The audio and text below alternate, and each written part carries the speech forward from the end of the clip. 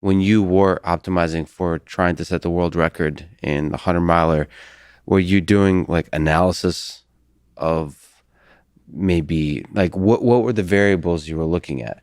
Is it more in the realm of the actual race day, the track, what it looks like versus like the variables of the training leading up to the race? I mean, it evolved a bit. Like I think as I learned more about just like what is required to kind of really do that stuff. So there's some variables you can control for. I try to control for as many as I can.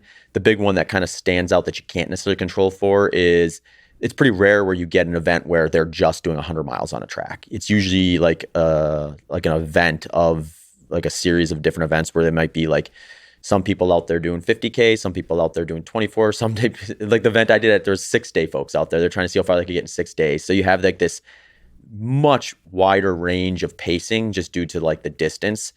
So, track protocol is always like you pass on the outside. So if you're running one of the faster paces of the day, which when you're going up to 6 days, and you're doing 100 miles, you're probably going to be running faster than most people out there.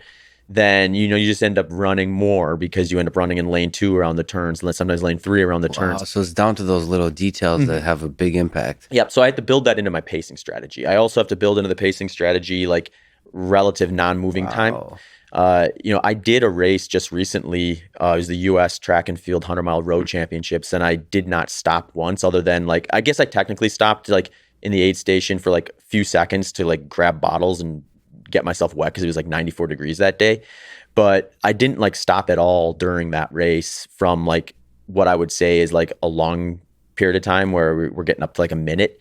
But that's pretty rare, even on the track. Like when I ran 11 hours and 19 minutes, I think I stopped 3 times for maybe a total of like, I believe I'd have to look back for sure, but I think it was like 3 to 4 minutes or something like that. So you gotta figure that into your pacing strategy, especially if you're chasing a specific time.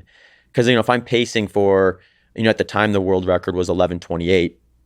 So if I'm pacing for say 11:27:30 or something like that, and I don't account for that 3 minutes of stoppage, then I might run the exact pace I had planned on, but then I'm a minute off of the world record. Yeah. So 11:28, we're talking about 11 hours, we're talking about 100 miles. Can you mention what the world record was? What kind of world record you set? Can you tell your own story here of what you were able to accomplish? That world record that I broke actually just recently got rebroke by a guy over in Lithuania, Alex Sorkin. Phenomenal race. I mean, he's won the 24-hour world championships. He's won the Spartathlon, which is another big historic ultramarathon race. It's 153 miles, so it's getting a little more lengthy than some of the stuff that I've traditionally done. He ran 11:14, I believe it was 56 or 57.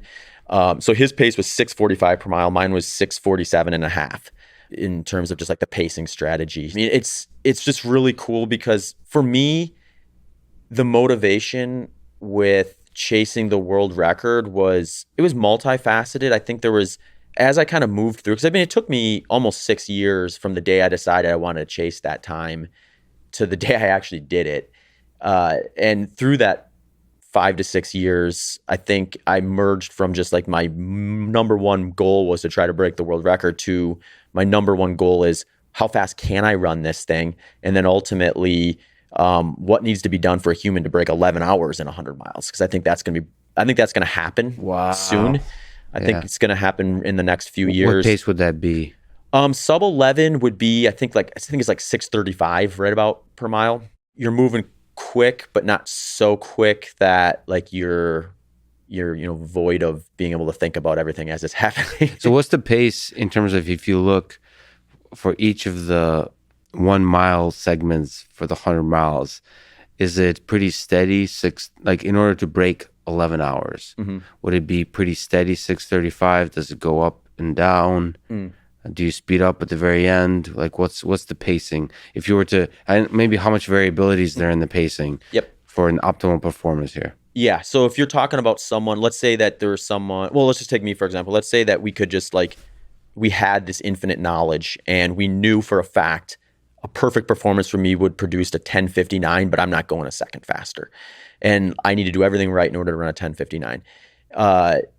I would definitely want to either have a slight negative or a slight positive split. So when and I think there's a range in there where like being a little bit faster the first half and the second half isn't going to necessarily change your outcome, or being a little bit slower the first half and a little bit faster the second half isn't going to drastically change your outcome.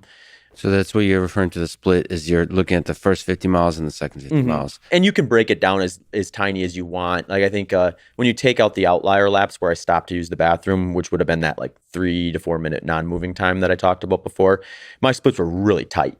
I had a couple that were it was weird because that track that I did that on was actually like 400 and some weird number, like 438 meters or something like that. So I actually like ran like my numbers based on that. So they're normally I'm dealing with 400 meters, and then it's a little more like clean as to like what my lap splits are going to range from one event to the next. So we're talking about running 100 miles on a track. Yeah. And so that you can be really scientific about getting the pacing right. And you're running on the inside lane, or is there some kind of tricks to this? Like, are you alternating directions? Yeah, they'll switch directions at most events every 4 hours. So you'll do 4 hours one way, and then they usually put a cone out. And once it hits like let's say it hits 4 hours, you finish the lap you're on, and then you do a loop around, and then you start your next lap. Would you say you take the exact same number of steps? Like when you're really in the groove, when you're taking the pacing, are we talking about that level of precision, or is it a little bit more feel? You mean like foot strike frequency? Yeah, like frequency, then over the distance of the lap. Would you say it's so precise that you're like, you get in this groove where it's like perfect? Yeah. Gosh, you're making me wish I would have strapped more like a foot pod to my. But like, yeah. So I think like my guess is it's pretty precise. Like, it's. Is there video of this? Sorry, I keep interrupting. Is there video of this? Because I've actually, this is now 3 years ago, built a computer vision algorithm that counts foot strikes. Oh, really? Yeah, for fun. Yeah.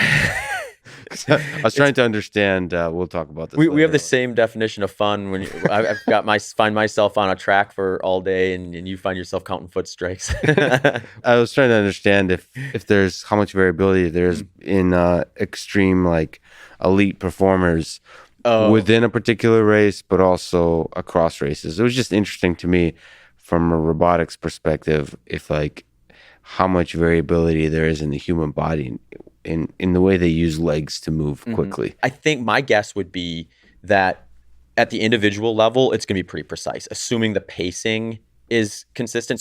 So my pacing on that day, I ran 2 minutes faster the second 50 miles than I did the first 50 miles. So my splits were very even most of the day. I actually ran some of my fastest miles at the end. So there's going to be probably a slight variance from my fastest mile to my slowest mile in like your cadence or your foot strike. But probably not by a huge margin, but you might have a pretty big variance from one person to the next. So you get someone whose gait is just a little bit different. So like for me, I supinate, which means I kind of come down on the outside of my foot, and I'm kind of more of a mid forefoot striker. So that's going to kind of impact my cadence to a degree. Whereas you might have someone who is kind of more mid to rear of their foot or heel striker, and they might pronate where their foot kind of rolls in. So that person may have a little bit of a different cadence as well. So you get someone, and I think you see this in elite marathoning too, which is going to probably just be a much larger data pool, much more probably precise from just like a number of opportunities to study this.